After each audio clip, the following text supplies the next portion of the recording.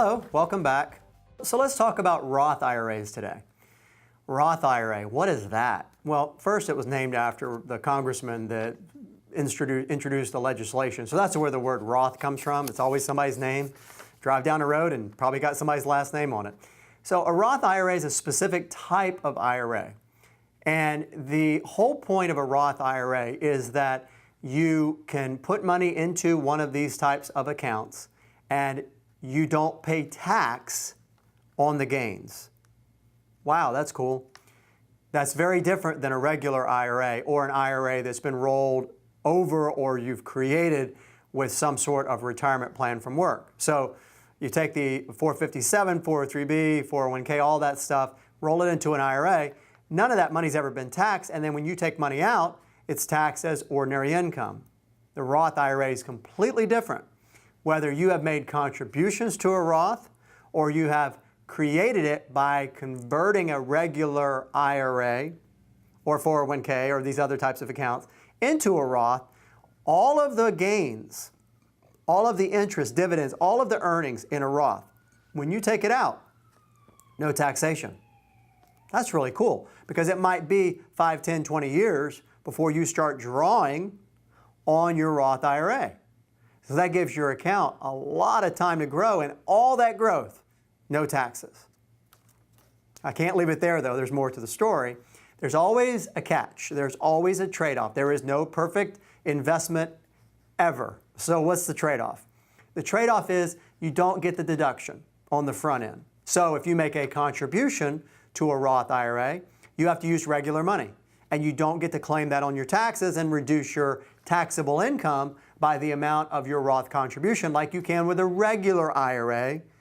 And so that is part of the trade-off. Now, if you believe, and a lot of people believe this, that taxes will be significantly higher in the future, then you might say, all right, I'm going to forego the tax deduction now so that I never have to pay taxes again.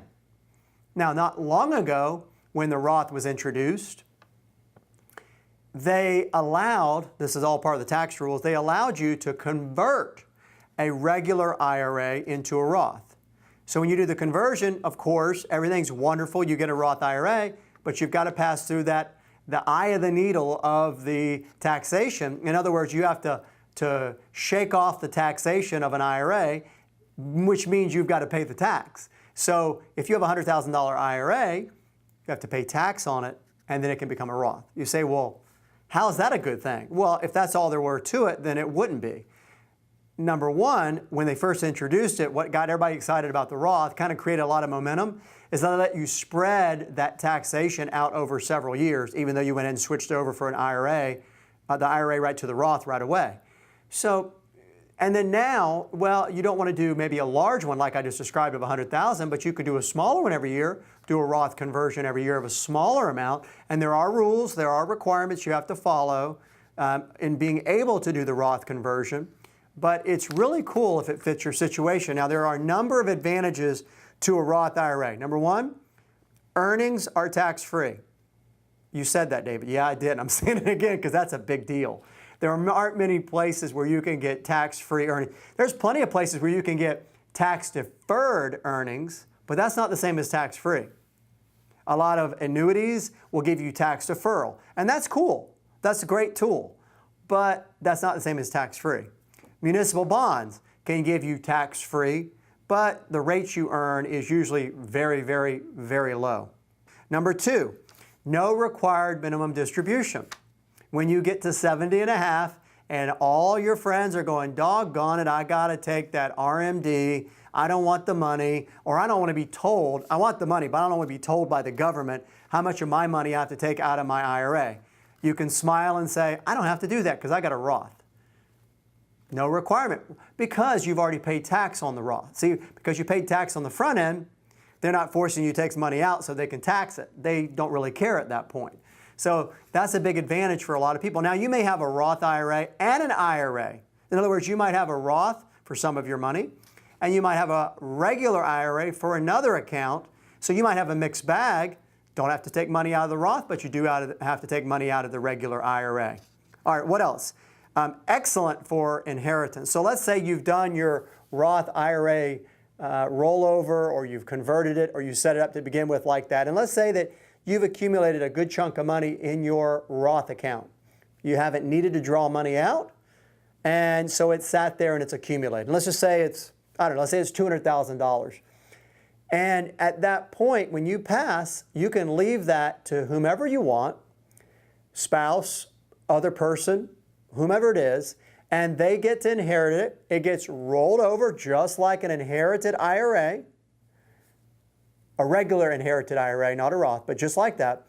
Now with the Roth IRA, when you have that happen, you now have an inherited IRA that's a Roth. I know it's a lot of terminology, but the cool thing about that is there are tax-free payments that are going to come out. So the person who gets that, when they take money out of that inherited Roth, they don't pay tax on it. So not only did you not have to worry about paying tax on the earnings, now they don't have to, which is very different than when they have a regular inherited IRA. What else? It's also a good backup emergency fund. Because you've already paid tax on it, let's say you have a cash emergency account, something comes up, you blow through that, you can go to your Roth account for an additional source of money.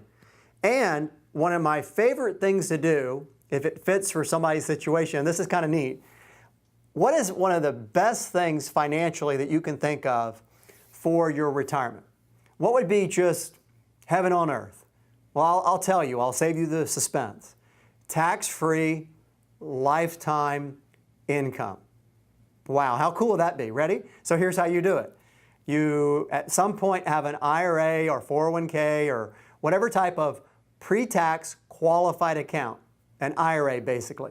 You convert it to a Roth over time or all at once, whatever fits for your situation. Or you've made contributions to a Roth. So you've got this nice big fat Roth IRA. You're ready to retire, or you've already retired and you're ready to start drawing income from that Roth. How do you do it? How can you make it lifetime? You can take your Roth IRA, just like a regular IRA, and you can put it into an annuity. And there's different types, but let's just say you do a Roth IRA, invest that into an annuity that has a guarantee of lifetime income. So you then turn on the income, you flip the switch. You don't have to take money out, but you choose to. Now you're getting, let's say, $1,000 a month that is tax-free because it's a Roth, and it's for your lifetime because it's an annuity. It doesn't get any better than that. So you've got a lifetime of tax-free income, and you can set it up for your lifetime and maybe for a spouse's lifetime. And then when you're done with it, if the particular annuity has a residual benefit, a death benefit, or there's money left over, based on it still being invested and growing, a couple different types of annuities will do that where the insurance company doesn't keep the money. It's still a Roth, and so when you pass, your spouse passes, that money then can still go to your heirs, and they now have a regular Roth, which they can invest however they want. So it's really neat when you take the Roth IRA, and you can see how it can be used as an emergency backup fund. It can be used to create a guarantee of lifetime tax-free income, and it also can serve as a way of just purely diversifying your taxes. So you take some money from a Roth, some money from a regular account to keep your overall tax burden lower. And if you do that, you can plan stronger.